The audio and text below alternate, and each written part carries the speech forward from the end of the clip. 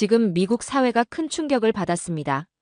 미국 CNN 방송사에서 한국 다큐멘터리가 기획보도로 나가자 이를 시청한 미국 국민들과 지식인들 그리고 정부 관계자까지 대한민국에 대해서 충격과 새로운 관심을 갖게 되면서 미국 국민 중 일부는 이를 인정하지 못한다고 선언하기까지 했습니다.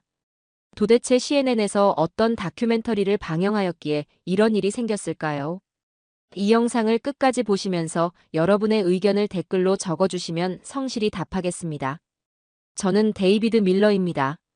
CNN에서 25년간 세계 역사를 다뤄왔죠. 하지만 그동안 놓치고 있던 중요한 이야기가 있었습니다. 바로 한국이라는 작은 나라의 놀라운 유산에 관한 것이었어요. 오늘 아침 뉴욕 CNN 본사 회의실에서 새로운 다큐멘터리 기획안을 발표했습니다. 한국에 숨겨진 천재성 미래를 형성한 유산이라는 제목이었죠. 발표를 시작하자마자 회의실 안에서 의아한 표정들이 보였습니다. 마이클 존슨 감독은 팔짱을 끼고 의심의 눈초리를 보냈어요. 데이비드, 왜 하필 한국인가? 중국이나 일본은 어때? 마이클의 질문이 회의실을 가로질렀습니다. 그의 반응은 예상했던 거였죠. 25년간 국제 뉴스를 다루면서도 한국은 항상 부차적인 존재로 취급받아왔으니까요. 하지만 제 연구는 다른 이야기를 말해주고 있었습니다. 좋은 질문입니다. 저도 몇 달 전까지는 같은 생각이었어요. 그런데 알면 알수록 놀라운 패턴이 보이기 시작했습니다. 프레젠테이션 화면에 세계 혁신 지수 그래프를 띄웠어요. 한국이 상위권에 자리 잡고 있었죠. 그 다음 화면으로 넘어가 600년 전 세종대왕의 초상화를 보여줬습니다. 여러분, 만약 한국이 전 세계 혁신의 중심에 서 있다면 우리가 모르는 무언가가 있는 것 아닐까요? 현대 기술과 600년 전 조선 왕조 사이에 어떤 연결점이 있다면요? 회의실이 갑자기 조용해졌습니다. 처음엔 반대하던 사람들의 눈빛이 호기심으로 바뀌기 시작했어요. 그들의 관심을 사로잡았다는 걸 느꼈습니다. 이 작은 나라가 세계의 미래를 만들고 있다고요? CNN 부사장이 의자에 기대며 물었습니다. 네, 바로 그겁니다. 우리가 지금까지 놓치고 있던 이야기죠. 자신감 있게 대답했습니다. 회의가 끝나고 복도를 걸어 나올 때 엘리자베스 킴이 다가왔어요. 한국계 미국인으로 하버드에서 박사 학위를 받은 역사 연구원이었습니다. 데이비드, 정말 놀랍네요. 한국의 이야기를 CNN에서 다룬다니. 제가 도울 일이 있을까요? 그녀의 제안은 하늘에서 내려온 선물 같았습니다. 한국 역사에 정통한 전문가가 필요했거든요. 물론이죠, 엘리자베스. 당신의 전문성이 절실히 필요합니다. 특히 세종대왕과 한글에 관한 부분에서요. 사실 이 프로젝트를 시작하기 전까지만 해도 저는 한국에 대해 거의 아는 게 없었어요. 그저 분단국가, 삼성, K-파프 정도였죠. 하지만 연구를 시작하면서 점점 더 매료되었습니다. 한국이 어떻게 식민 지배와 전쟁의 폐허에서 세계적인 혁신 국가로 성장했는지, 그 이면에는 무슨 비밀이 있는지 알고 싶었죠. 일주일 후 CNN 경영진은 프로젝트를 최종 승인했습니다. 이제 취재팀과 함께 한국으로 떠날 준비를 마쳤어요. 짐을 싸면서도 계속 의문이 들었습니다. 정말 이 작은 나라가 우리가 생각하는 것보다 중요할까? 우리가 놓치고 있는 이야기는 무엇일까? 그날 밤 비행기 티켓을 확인하며 설렘과 불안이 교차했습니다. 이번 취재가 제 25년 커리어에서 가장 중요한 작업이 될 거라는 예감이 들었어요. 한국의 숨겨진 비밀을 세계에 알릴 시간이 다가오고 있었습니다.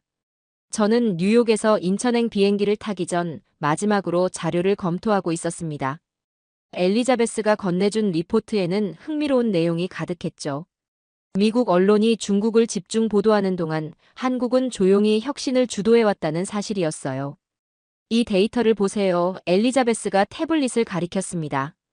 지난 10년간 중국 관련 뉴스는 한국의 5배가 넘지만 혁신 지수에서는 한국이 중국을 크게 앞서고 있어요. 그녀의 말이 맞았습니다.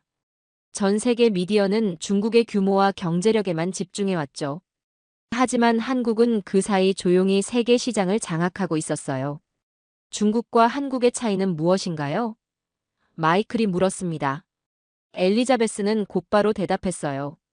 투명성과 개방성이죠. 중국은 정보 통제, 정치적 제한, 언론 자유 부족으로 진정한 혁신의 한계가 있습니다. 반면 한국은 투명한 정보 공개, 자유로운 시장 경제, 개방적 기술 혁신을 추구하고 있죠. 비행기 안에서도 저희 팀은 열띤 토론을 이어갔습니다. 마이클은 여전히 의구심을 품고 있었죠. 정말 한국이 그렇게 중요한가? 단지 삼성과 현대가 잘 나가는 나라 아닌가? 제가 웃으며 자료집을 넘겼습니다. 마이클, 한국은 단순한 제조업 강국이 아니에요. 이건 한국 특허청 데이터인데 인공지능 분야에서 한국의 특허 출원 건수가 급증하고 있어요. 특히 자연어 처리와 관련된 부분에서요. 자연어 처리. 그게 한국과 무슨 관련이 있죠? 마이클이 고개를 갸웃거렸어요. 그때 엘리자베스가 끼어들었습니다.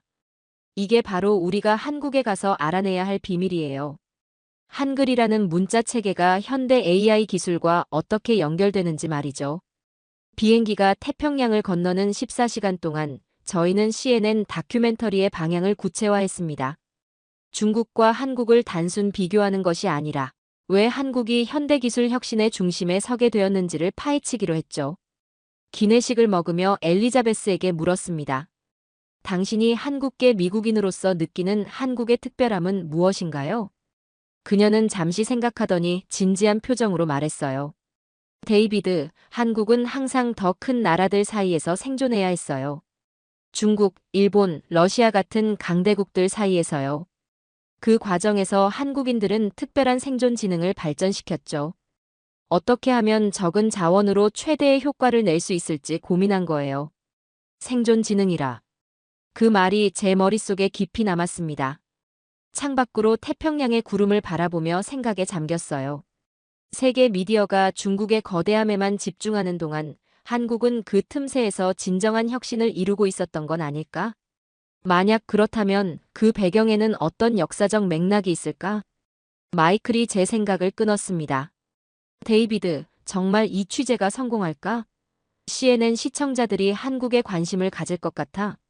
제가 미소 지으며 대답했죠. 마이클, 당신 스마트폰이 뭔가요? 삼성 갤럭시요. 왜요? 당신이 매일 쓰는 그 기술의 배경에 600년 역사가 숨어 있다면 관심 없나요? 그의 눈이 커졌습니다. 이제 그도 호기심을 느끼기 시작한 것 같았어요. 비행기가 인천국제공항에 가까워질수록 저희 팀의 기대감은 더욱 커졌습니다. 이 취재가 단순한 다큐멘터리를 넘어 세계가 아시아를 바라보는 시각을 바꿀 수도 있겠다는 생각이 들었어요. 인천국제공항에 도착한 후 저희 팀은 바로 서울대학교로 향했습니다. 한지훈 교수와의 인터뷰가 잡혀 있었거든요. 서울대 역사학과 교수인 한지훈은 조선시대와 세종대왕 연구의 권위자였습니다. 캠퍼스에 들어서자 아름다운 봄 풍경이 저희를 맞이했어요. 벚꽃이 만발한 가운데 현대적인 건물들이 조화롭게 자리 잡고 있었죠. 인터뷰 장소로 이동하며 엘리자베스가 설명을 이어갔습니다. 세종대왕은 1418년부터 1450년까지 조선을 통치했어요. 그가 만든 한글은 단순한 문자 창제가 아니라 정보혁명이었습니다. 강의실에 도착하자 한지훈 교수가 반갑게 맞아주었죠.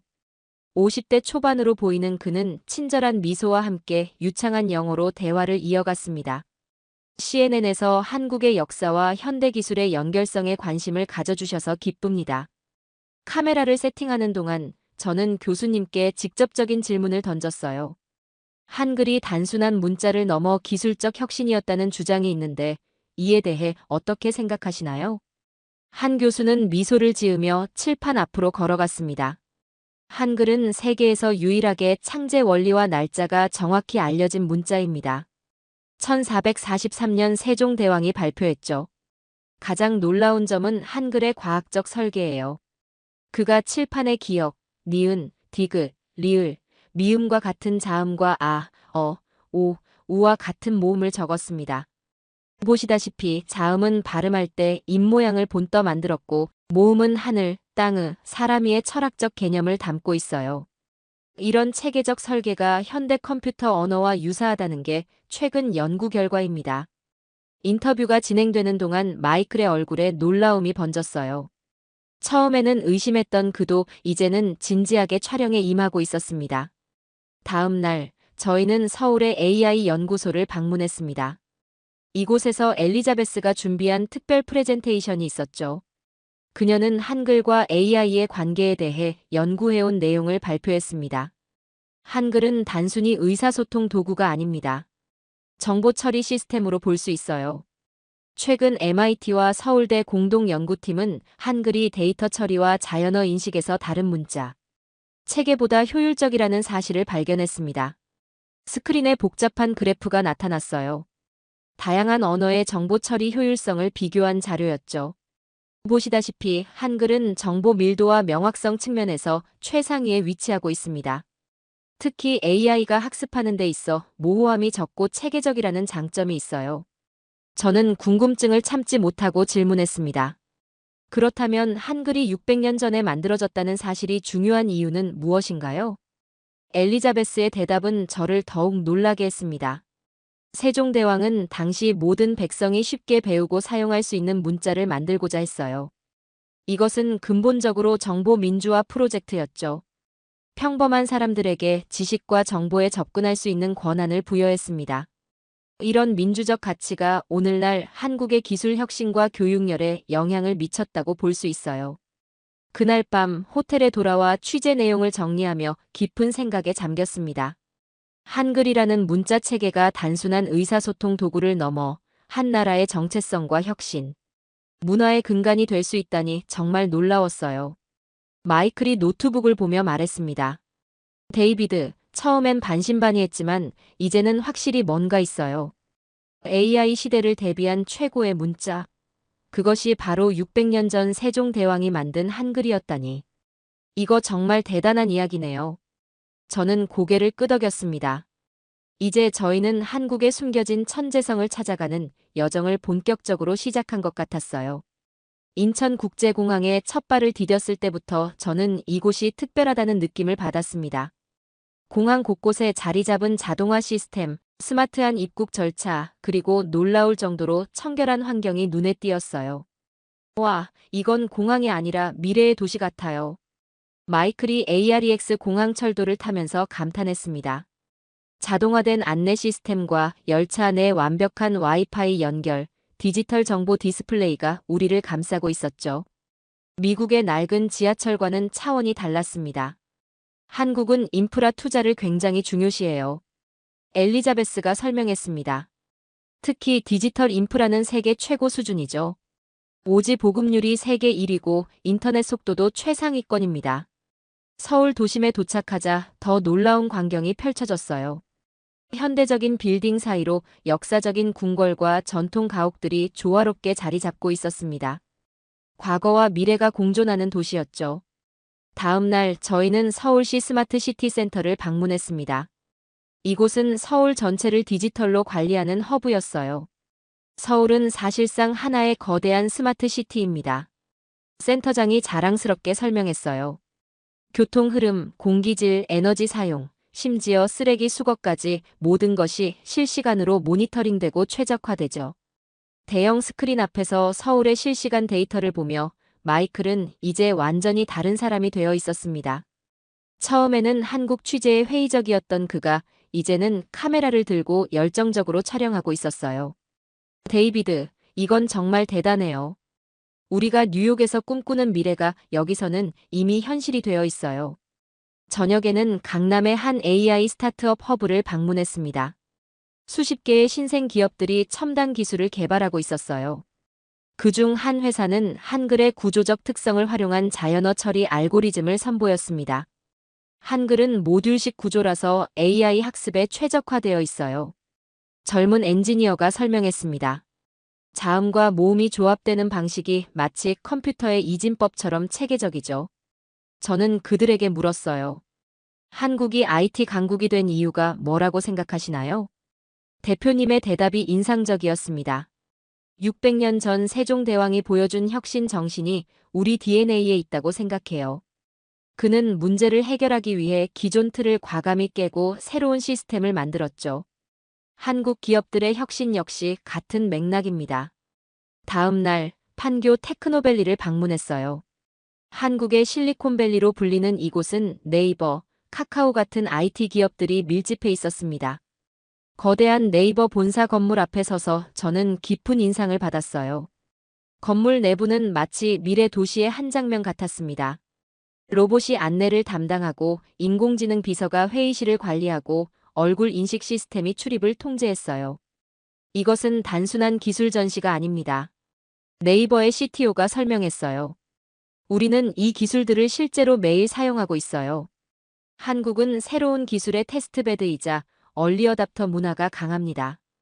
호텔로 돌아가는 길에 마이클이 말했습니다. 데이비드, 솔직히 말해볼게요. 처음에는 이 취재가 시간 낭비라고 생각했어요. 한국이 뭐 그리 특별하겠어 싶었죠. 하지만 지금은 생각이 완전히 바뀌었어요. 이건 아시아의 작은 나라가 아니에요. 미래 도시를 직접 본 것 같아요. 저는 웃으며 대답했습니다. 나도 마찬가지야. 그런데 더 놀라운 건 이 모든 첨단 기술의 배경에 600년 전 조선의 정신이 있다는 거지. 이날 밤 취재 노트를 정리하면서 입력한 내용이 기억납니다. 한국은 단순히 기술을 많이 가진 나라가 아니다. 미래를 위한 청사진을 갖고 있는 나라다. 삼성전자 본사를 방문하는 날, 저는 약간의 긴장감을 느꼈습니다. 세계 최대 전자기업 중 하나인 이곳에서 어떤 발견을 할 수 있을지 기대되었거든요. 저희 팀은 삼성 디지털 시티 내부를 둘러보며 압도적인 규모에 놀랐습니다. 연구소, 생산시설, 임직원 복지시설까지 하나의 도시 같았어요. 삼성전자 부사장과의 인터뷰 시간이 되었을 때 저는 가장 궁금했던 질문을 던졌습니다. 삼성의 성공 비결은 무엇인가요? 특히 혁신 측면에서요. 부사장은 잠시 생각하더니 의외의 대답을 했어요. 우리는 경광진의 철학을 중요시합니다. 경광진이요? 생소한 단어에 되물었습니다. 네, 세종대왕이 중요시했던 의사결정 방식입니다. 경청하고 토론하고 깊이 숙고한다는 뜻이에요. 세종대왕은 중요한 결정을 내릴 때 항상 여러 전문가들의 의견을 듣고 토론한 후 최선의 결정을 내렸죠. 부사장은 계속해서 설명했습니다. 삼성도 마찬가지입니다. 우리는 수직적 의사결정보다 다양한 의견을 수렴하는 과정을 중요시해요. 특히 최근에는 더욱 수평적인 조직 문화를 만들기 위해 노력하고 있습니다. 이는 제가 예상했던 대답과는 달랐어요. 대기업이 600년 전 왕의 철학을 현대 경영에 적용한다니 놀라웠습니다. 다음으로 저희는 네이버 본사로 이동했죠. 한국의 구글이라 불리는 IT 기업이었습니다. 네이버 경영진과의 인터뷰에서도 비슷한 이야기를 들을 수 있었어요. 네이버의 혁신 문화는 지식의 민주화에 기반합니다. 네이버 의장이 말했어요. 이는 세종대왕이 한글을 만든 이유와 같습니다. 모든 사람이 쉽게 지식에 접근할 수 있어야 한다는 철학이죠. 이어서 그는 네이버 지식인, 웹툰, 팝하고 같은 서비스가 어떻게 지식과 문화의 접근성을 높였는지 설명했습니다. 이 모든 서비스의 배경에는 정보 공유와 민주화라는 가치가 있었어요. 흥미롭네요. 그렇다면 세종대왕이 없었다면 삼성과 네이버도 없었을 거라고 생각하시나요? 제가 도발적인 질문을 던졌습니다. 삼성전자 본사를 방문하는 아침, 저는 약간의 떨림을 느꼈습니다. 세계 최대 전자기업 중 하나인 이곳에서 어떤 발견을 할 수 있을지 기대되었어요. 여기가 삼성 디지털 시티입니다. 엘리자베스가 버스 창문 너머로 보이는 거대한 캠퍼스를 가리켰습니다. 수원에 위치한 삼성 디지털 시티는 말 그대로 하나의 도시였습니다. 연구소, 생산시설, 직원 복지시설까지 모든 것이 갖춰져 있었죠. 입구에서 저희를 맞이한 안내원은 자랑스럽게 설명했어요. 이곳은 단순한 회사 건물이 아니라 혁신이 일어나는 생태계입니다. 약 4만 명의 직원이 이곳에서 근무하고 있어요. 저희 팀은 놀라움을 감추지 못했습니다. 특히 마이클은 카메라를 들고 열심히 촬영하느라 바빴죠. 이 규모는 실리콘밸리의 어떤 캠퍼스보다 큰데요. 마이클이 중얼거렸습니다. 삼성전자 부사장과의 인터뷰 시간이 되었을 때 긴장감이 최고조에 달했습니다. 김정우 부사장은 50대 중반의 차분한 모습으로 저희를 맞이했어요. CNN에서 한국의 기술 혁신에 관심을 가져주셔서 감사합니다. 제가 곧바로 핵심 질문을 던졌습니다. 삼성의 성공 비결은 무엇인가요? 특히 혁신 측면에서요. 김 부사장은 잠시 생각하더니 의외의 대답을 했어요. 우리는 경광진의 철학을 중요시합니다. 생소한 단어에 되물을 수밖에 없었죠. 경광진이요? 네, 세종대왕이 중요시했던 의사결정 방식입니다. 경청하고 토론하고 깊이 숙고한다는 뜻이에요. 세종대왕은 중요한 결정을 내릴 때 항상 여러 전문가들의 의견을 듣고 토론한 후 최선의 결정을 내렸죠. 그는 잠시 물을 마시고 계속했습니다. 많은 사람들이 아시아 기업을 수직적이고 권위적이라고 생각하지만 삼성의 혁신 문화는 다릅니다. 우리는 다양한 의견의 충돌을 통해 최고의 아이디어를 찾아요. 특히 최근에는 더욱 수평적인 조직 문화를 만들기 위해 노력하고 있습니다. 저는 깊은 인상을 받았습니다. 대기업이 600년 전 왕의 철학을 현대 경영에 적용한다니 놀라웠어요. 흥미롭네요. 세종대왕의 리더십이 오늘날 삼성에도 영향을 미치고 있다니요. 김 부사장은 미소를 지으며 덧붙였습니다. 우리의 혁신 DNA에는 세종대왕의 개방적 사고방식이 있어요. 그는 신분과 계급을 넘어 모든 사람의 의견을 존중했고 이런 철학이 삼성의 기업 문화에도 스며들어 있습니다. 인터뷰가 끝난 후 저희는 삼성 이노베이션 뮤지엄을 방문했어요. 이곳에서는 삼성의 역사뿐만 아니라 세계 전자산업의 발전사를 한눈에 볼 수 있었습니다. 안내원이 설명했습니다. 삼성은 1938년 무역회사로 시작해서 식품, 건설, 의류 산업을 거쳐 전자산업으로 발전했어요. 위기가 올 때마다 혁신을 통해 극복했죠. 마치 한국의 역사와 비슷하네요. 엘리자베스가 말했습니다. 외부 압력과 위기를 혁신의 기회로 삼는 것 말이에요. 마이클이 작은 목소리로 물었습니다. 정말 세종대왕이 없었다면 삼성도 없었을까요? 그 질문이 저의 머릿속에 깊이 남았어요. 다음으로 저희는 네이버 본사로 이동했습니다. 한국의 구글이라 불리는 IT 기업이었죠. 분당에 위치한 네이버 본사 건물은 마치 미래에서 온 듯한 디자인이었습니다. 네이버의 하정우 의장은 60대 초반의 카리스마 있는 리더였어요. 그는 저희를 따뜻하게 맞이했습니다. 네이버의 핵심 가치는 지식의 민주화입니다. 하 의장이 인터뷰에서 말했어요. 이는 세종대왕이 한글을 만든 이유와 같습니다. 모든 사람이 쉽게 지식에 접근할 수 있어야 한다는 철학이죠. 그는 네이버 지식인, 웹툰, 팝하고 같은 서비스를 소개하며 이 모든 것이 어떻게 정보와 문화의 접근성을 높였는지 설명했습니다. 네이버는 단순한 검색 엔진이 아닙니다. 우리는 정보 격차를 줄이고 모든 사람이 지식을 쉽게 나눌 수 있는 플랫폼을 만들고자 해요. 이것이 세종대왕의 정신과 일치하는 부분이죠. 저는 도전적인 질문을 던졌습니다. 그렇다면 세종대왕이 없었다면 네이버와 삼성 같은 기업도 없었을 거라고 생각하시나요? 하 의장은 깊이 생각하더니 진지하게 대답했어요. 한국의 기업 문화는 깊은 역사적 뿌리가 있습니다. 세종대왕의 혁신 정신, 개방적 리더십, 그리고 지식 민주화 철학이 오늘날 한국 기업들의 DNA에 녹아 있어요. 그런 의미에서 세종대왕은 현대 한국 기업의 정신적 조상이라 할 수 있습니다. 그날 저녁 호텔로 돌아와 취재 내용을 정리하면서 깊은 생각에 잠겼습니다. 600년 전 한 왕의 철학이 오늘날 글로벌 기업의 경영 원칙에 영향을 미치고 있다니 정말 놀라운 이야기였어요. 마이클은 이제 완전히 다른 사람이 되어 있었습니다. 처음에는 회의적이었던 그가 이제는 열정적으로 한국의 이야기를 담아내고 있었죠. 데이비드, 처음엔 의심했지만 이제는 확신해요. 이건 CNN이 반드시 다뤄야 할 이야기입니다.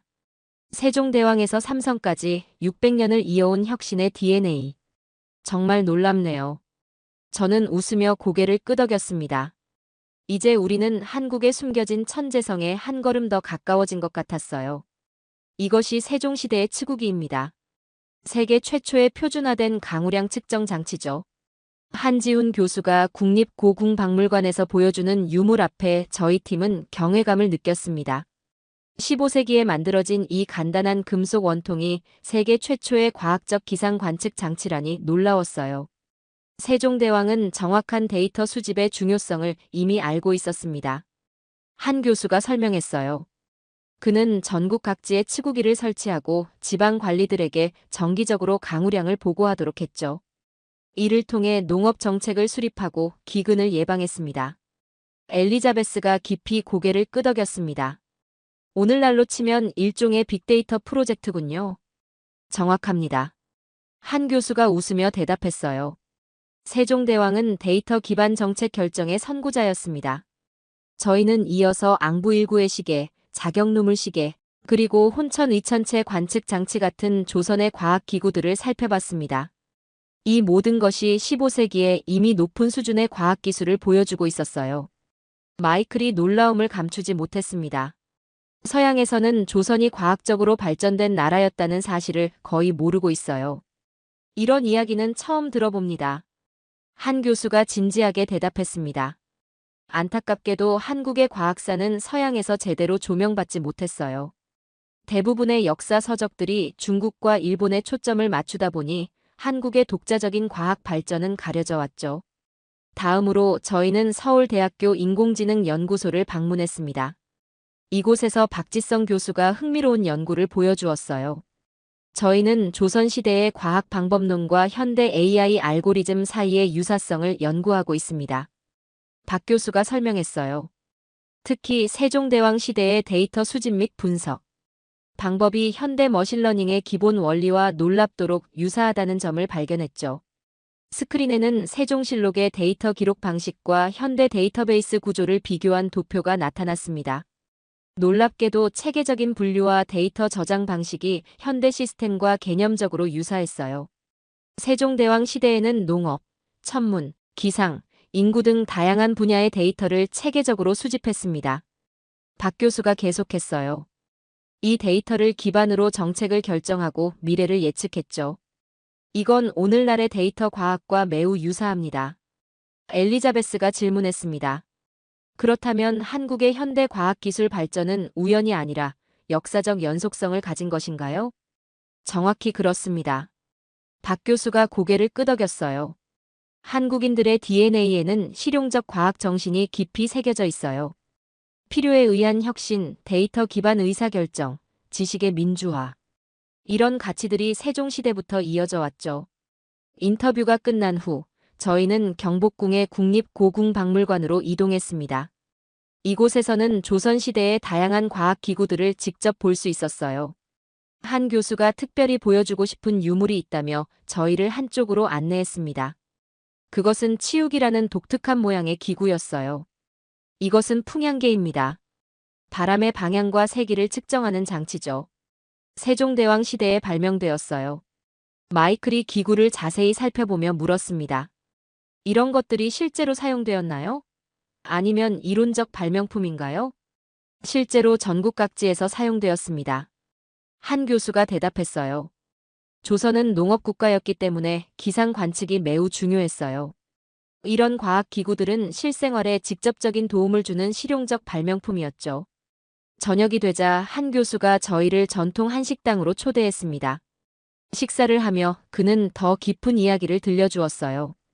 세종대왕의 과학혁명은 단순한 기술 발전이 아니었습니다. 그것은 사회혁신이었어요. 과학을 통해 백성들의 삶을 개선하고자 했죠. 오늘날 한국의 IT 기업들도 같은 철학을 가지고 있습니다. 기술을 통해 사람들의 삶을 더 나은 방향으로 바꾸고자 하는 거죠. 저는 그의 말에 깊은 인상을 받았습니다. 600년 전 조선이 이미 빅데이터를 활용하고 있었다고 볼 수 있을까요? 한 교수가 미소 지으며 대답했습니다. 개념적으로는 그렇다고 볼 수 있어요. 당시 기술의 한계는 있었지만 데이터를 체계적으로 수집하고 분석하여 정책에 활용했다는 점에서 현대 빅데이터의 원형이라고 할 수 있습니다. 그날 밤 호텔로 돌아오는 차 안에서 마이클이 감탄했습니다. 데이비드, 이건 정말 놀라운 이야기예요. 왜 이런 내용이 서양에 더 알려지지 않았을까요? 저는 생각에 잠겨 대답했습니다. 아마도 우리가 너무 유럽 중심적 시각으로 역사를 바라봐왔기 때문일 거예요. 이제 그 시각을 바꿀 때가 된 것 같습니다. 서울대학교 인공지능연구소는 첨단 기술의 집합체였습니다. 연구소 입구에 들어서자마자 다양한 로봇들과 AI 시스템들이 저희를 맞이했어요. 이곳이 한글과 AI의 관계를 연구하는 곳입니다.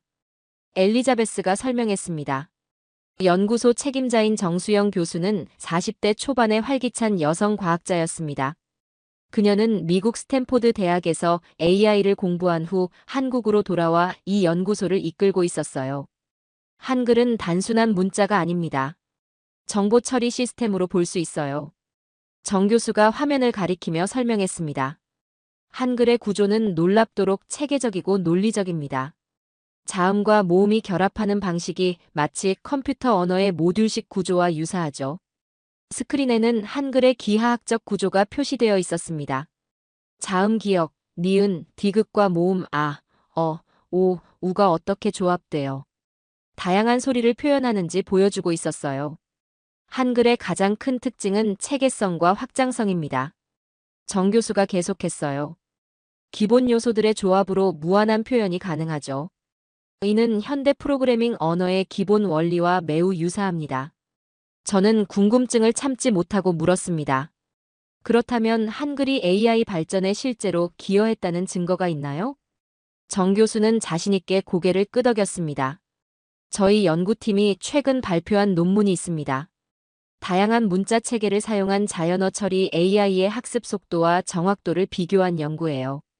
놀랍게도 한글을 사용한 AI가 학습 효율성에서 가장 높은 점수를 받았습니다. 그녀는 복잡한 그래프와 데이터를 보여주며 설명을 이어갔어요.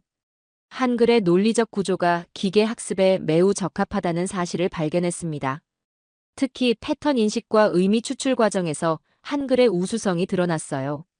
다음으로 정 교수는 저희를 특별한 연구실로 안내했습니다. 그곳에서는 자폐 스펙트럼 장애를 가진 아이들이 한글을 사용해 의사소통 능력을 향상시키는 연구가 진행 중이었어요. 한글의 논리적이고 시각적인 구조가 자폐 아동들의 언어 학습에 도움을 줍니다.